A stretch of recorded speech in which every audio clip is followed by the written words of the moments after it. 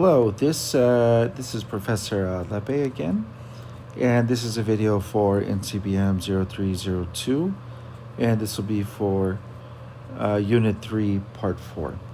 Okay, so this unit is about using the distributive property. So the distributive property, I'll put a box here, that says that a number A times parentheses B plus C, that's going to be the same thing as A times B plus A times C. And so what it essentially is telling you to do is the following.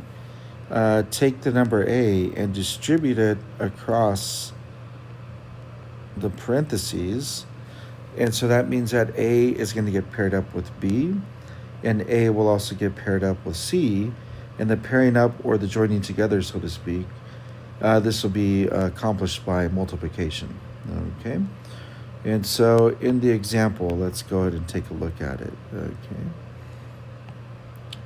so in the example, it's telling us, so let me see if I can make the screen a little bit bigger. There we go.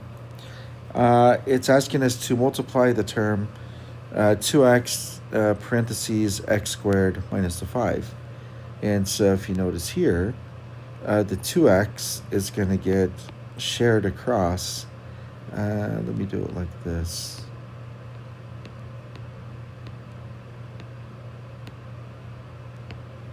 Okay. The 2x is going to get paired up with the x squared, and then the 2x is going to get paired up with the minus 5. Okay? And then what we do to find the results of applying the distributive property is we'll multiply the terms together.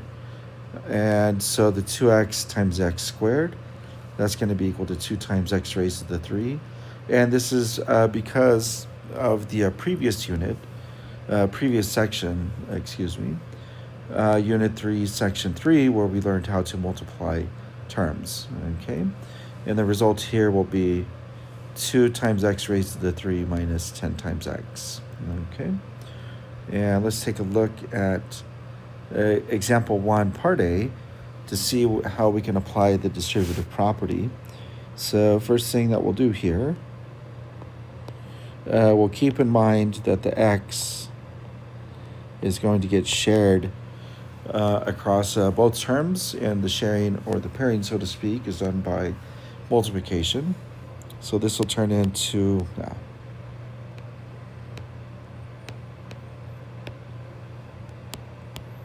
x times the term 3x plus x times 6, okay?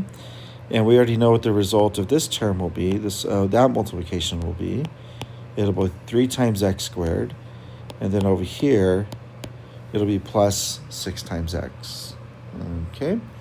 And I'll go ahead and put a box around the answer. And so the expression turns into 3x squared plus 6x, and this is accomplished by applying the distributive property.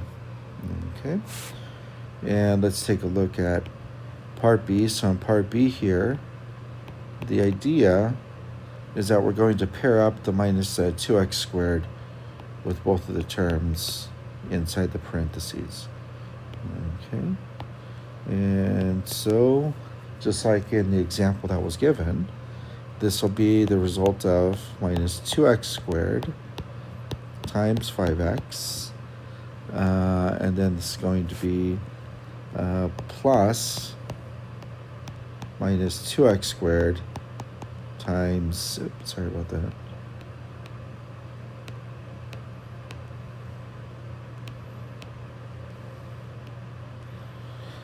times minus 10. Okay, so the result of multiplying these two terms together, that's going to give us a negative 10 times x raised to the 3. And then the result of multiplying these two terms together, that'll be negative 2 times negative 10. So be careful here. Multiplication by two negatives gives you a positive 20 times x raised to the 2. Okay, and this is how we apply distributive property for these two for these two expressions. Okay, and then let's go ahead and take a look at part C. Okay, so in part C here, we have minus 3x times the expression in parentheses. That's going to be a 6x cubed minus 2x squared plus 7. So how do we multiply these two terms? Well, the distribution is now going to go across all three terms. Okay, so this will turn into minus 3x times 6x raised to the 3 plus parentheses minus 3x times minus 2x squared plus parentheses minus 3x times 7.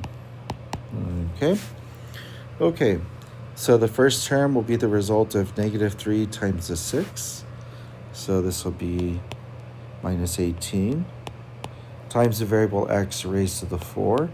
And why is that? Well, we'll go ahead and add the exponents. 3 plus the 1 gives us a 4. Okay, then we'll go to the next two terms.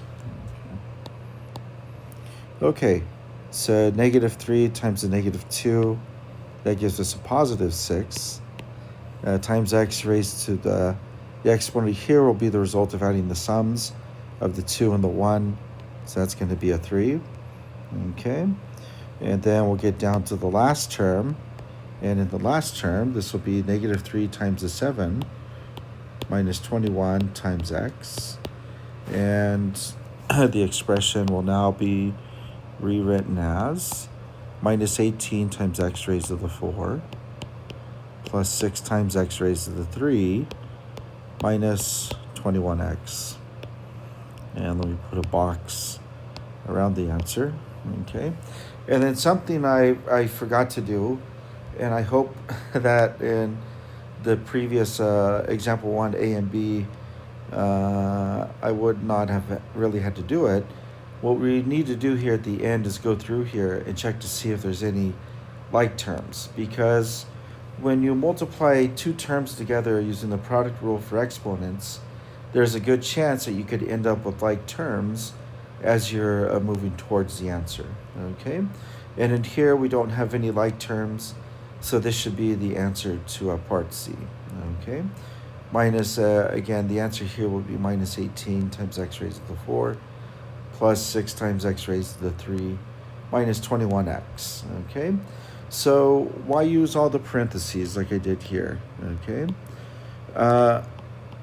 the reason why I used a whole bunch of parentheses here is because I noticed that there was going to be some terms that were negative, and we need to be careful about terms, coefficients that involve negative numbers, okay? Because once we start doing addition, subtraction, multiplication, and then eventually division with negative numbers, there's a very good chance that the sign can change in the expressions.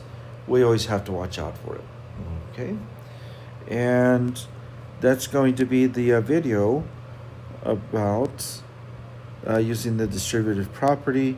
And again, the distributive property gets its basis from multiplying like terms, which was the previous unit, Unit 3, Section 3.